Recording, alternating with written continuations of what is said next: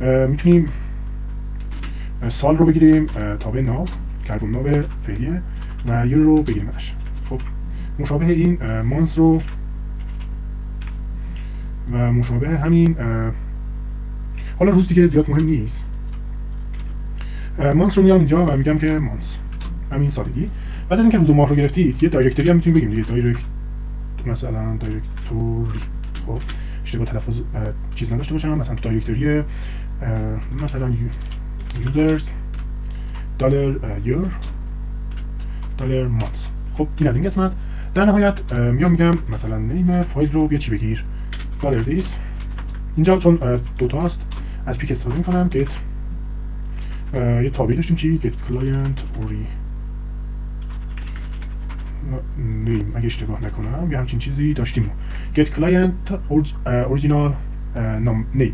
خب نیم رو به این صورت قرار میدم و در ادامهش می‌نویسم که دلار دیس رو پیک رو تابع یه تابع داشتیم به نام استور اس، درسته؟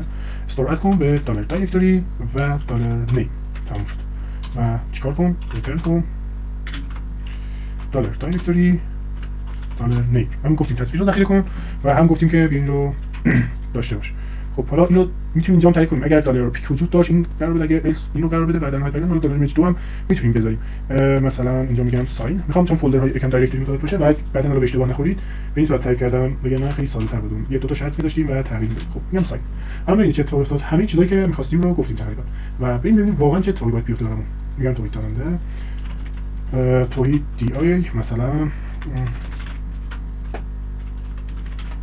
سمت کاربرمون، مدیر فنی تیم، آقا، مدیران اصلی، مدیر سایت، ایمیل، موبایل، پسورد 1 تا 8، اختیارات، اینم مثلا 2 تا، اینم که 2 تا تصویر انتخاب میکنم به این صورت. حالا اینو میتونیم تغییرات هم بدیم. فعلا میام اینجا یوزر میرم ببینم چی دارم. هیچ یوزری فعلا نداریم، درسته؟ ایجاد کاربر. ببین چی میگه. ایز ادمین نمیتونه یک دیفالت ولیوی داشته باشه. یعنی چی؟ یعنی ما یه ایز ادمین داریم که به صورت پترن تعریف بشه. اینجا میگم ایز ادمین و صفر. خب دوباره ایجاد کاربر رو میزنم. بورسته نمیتونه خالی باشه دیگه، به بورسته من چیزی نمیتونم بگم. خب این نالیبل رو کپی میزنم ببینم کجاها خالی گذاشتیم کجاها رو استفاده کردیم. خب اینا دیگه خالی باید حتما باشن دیگه. خب به این صورت میام اینجا رول بک میکنم، مایگریت میکنم تا جدول دوباره ساخته بشه. دوباره میام اینجا ایجاد رو میزنم. ببینید چی شد. ریدایرکت شد به این قسمت اینجا که چرت و پرته. ولی اینجا ببینیم چه اتفاقی افتاد. خب اولین کار اسم و فامیل و یوزر نیم ایز ادمینمون صفر برسته که نداشتیم، درسته؟ اکتیو اس ام اس رو 1 قرار داده چون فعال بوده، اومده این شرط رو کجا رفت؟ این شرط رو بررسی کرده، اکتیو اس ام اس رو 1 قرار داده. خب تا اینجا خوبه دیگه. ایمیل کانکشن رو 1 قرار داده، موبایل کانکشن رو 2. اگه فعال بود رو حالا ولی رو من 2 قرار داده. ایمیل رو درست قرار داده، ایمیل ولیدیت رو حالا درست قرار، حالا اون که مهم نیست. ولید کردن گروه آیدی رو هم درست قرار داده، موبایل رو هم درست قرار داده. ساین آیدی یک این رو قرار نداده. دو اینکه بقیه رو رول آیدی رو هم قرار نداده. تاسک استاتوس تاسک ویو اونها رو خالی قرار داده. منیج رو درست قرار داده. پیک رو درست قرار داده. ببینید پسورد رو هم درست قرار داده. پس پیکمون ذخیره انتظار داریم شده باشه. خب بریم یک آرمان بریم جلو دیگه. بقیه‌شون درستن، فقط یه رول آیدیه که رول آیدی اینم باید درست کنیم. خب رول آیدی شاید این رو انتخاب نکرده بودم من. دوباره یکی بسازیم. تست ایمیل مثلا @ff.com، سمت کاربر مدیر و انتخاب جنسیت. اینجا میگم خانم، اینجا میگم زهرا ولی میگم نمیدونم که یا همچین اسمی هست. گروه سازمانی میگم برنامه نویسیمون هست، پشتیبان سایتمون هست. ایمیل رو این سری فعال میکنم، دریافت رو هم فعال میکنم، رمز رو تا 6 قرار میدم. اینا رو دو تاشو میزنم. اینو امضای دیجیتال و ایجاد کاربر رو میزنم. خب ببینیم این سری چه اتفاقی افتاد. میام اینجا اینا همشون درسته. موبایل کانکشن نداریم این سری، ایمیل هم نداریم. چیزی که میخواستم عوض بشه پیک داریم. باز رول آیدیمون ناله. خب مشکلی نداره، بررسی می‌کنیم. ساین آیدی هم ناله. اول اینکه این ساین آیدی رو یه بررسی کنیم. ساین آیدی مشکلی نداره. پیکمون هم به این صورت یس و ساین آیدی یه چیز نالی رو میاره. رول آیدی باز ناله. خب بریم اتفاق دیگه. حالا اینجور موارد خیلی زیاد پیش میاد. نقش کاربری یوزر رول آیدی توی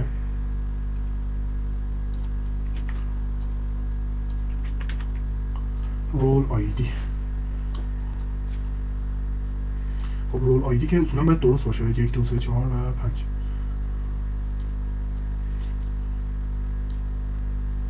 خب بذارید آواتار رو هم بررسی بکنم و دیزاین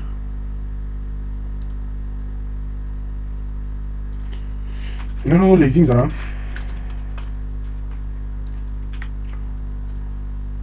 اینم که اشتباهه، اینم اشتباهه.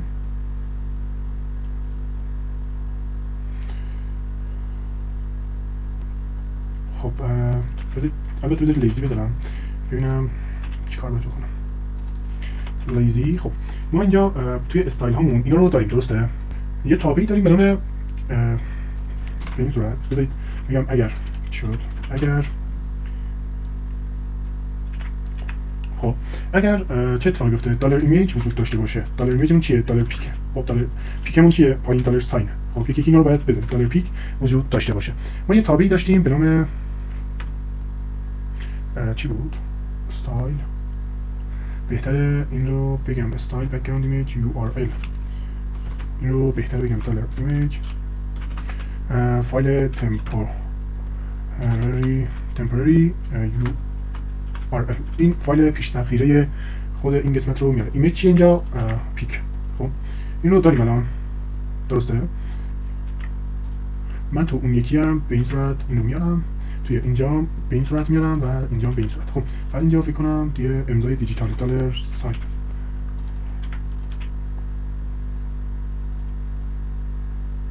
شد. لیزی اینا رو هم بررسی کنم، اینا میشه لیزی. خب بریم یه رفرش کنیم و یه تست بگیریم ازش ببینیم چه اتفاقی میفته.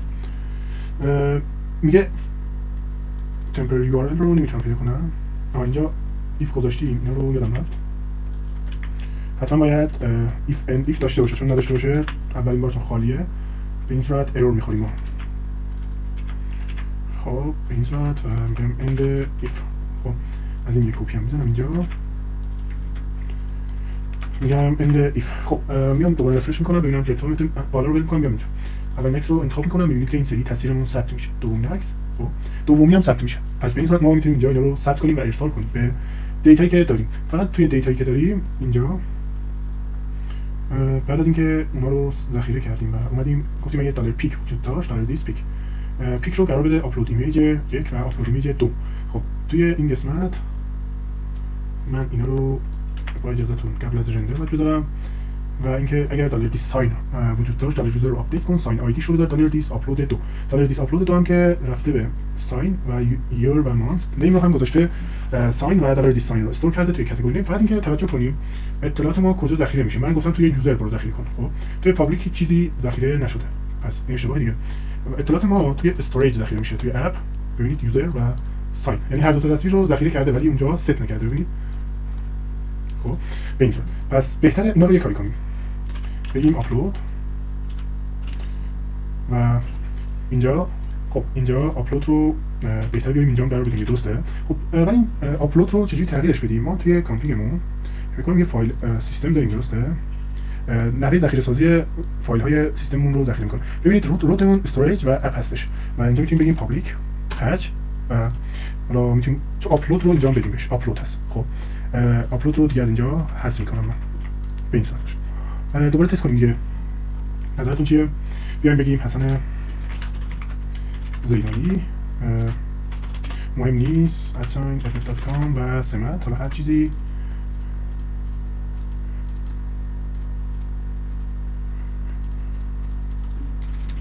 یه پسورد دلخواه و اینا هم که دیگه مهم نیستن. یاد گرفتیم چجوری هم. و تصویر مثلا این سری آواتار رو به این قرار میدم و امضا رو هم میذارم مثلا این عکس و این کاربر رو میزنم. ببین چی میگه.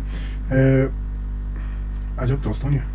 چجوری ممکنه من یه ایمیل بزنم که دوباره همون ایمیل رو تکرار کنم؟ ایجاد کاربر رو میزنم. خب میاد اینجا ببینیم این سری چه اتفاقی میفته. این آخری همون یوزریه که الان ایجاد کردیم و مواردی که دارید میبینید رو ساین آیدی بازم خالیه. خب وریفاید پیکچر رو داره، رول آیدی هم خالیه. ولی ببینید آپلود رو انجام داده یا تو آپلود هم مشکل داره. ببینید یه فولدر باز کرده به نام آپلود، یه ساین آیدی داره به نام به این عکس که درست هم آپلود کرده و یه پیکچر داره به این صورت. پس ما تو آپلود مشکلی نداریم، یعنی تا اینجای کار مشکلی من نمیبینم. بذارید این رو ریترن کنم دقیق درست باشه. پس مشکل ما چیه؟ مشکل ما اینجا هستش. این رو ساین اشتباه تایپی داشتم. دوباره یک یوزر به صورت ایجاد کاربر میزنم. کدوم البته اینا فکر کنم دیگه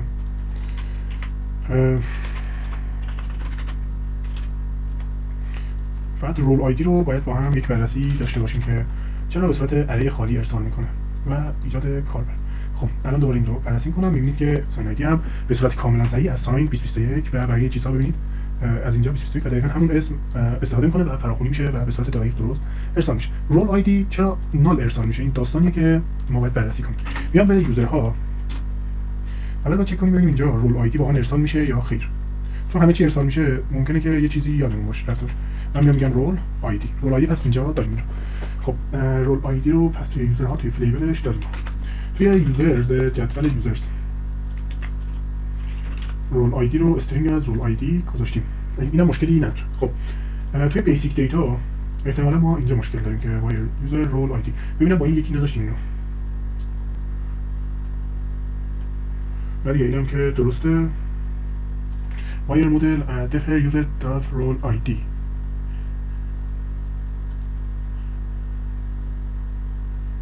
فکر کنم تو اطلاعات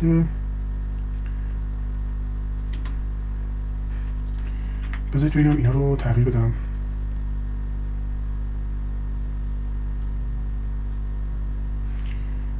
دیگه چیز خاصی به نظرم نمیرسه. حالا این رو جلسه بعد میتونیم بررسی کنیم. حالا کریت کردن رو تا اینجا داشته باشیم. حالا این رو بررسی می‌کنیم اگه نقش کاربری مشکل داشت. جلسه بعد حالا ایندکس رو داشته باشیم و ببینیم چه اتفاقی میفته.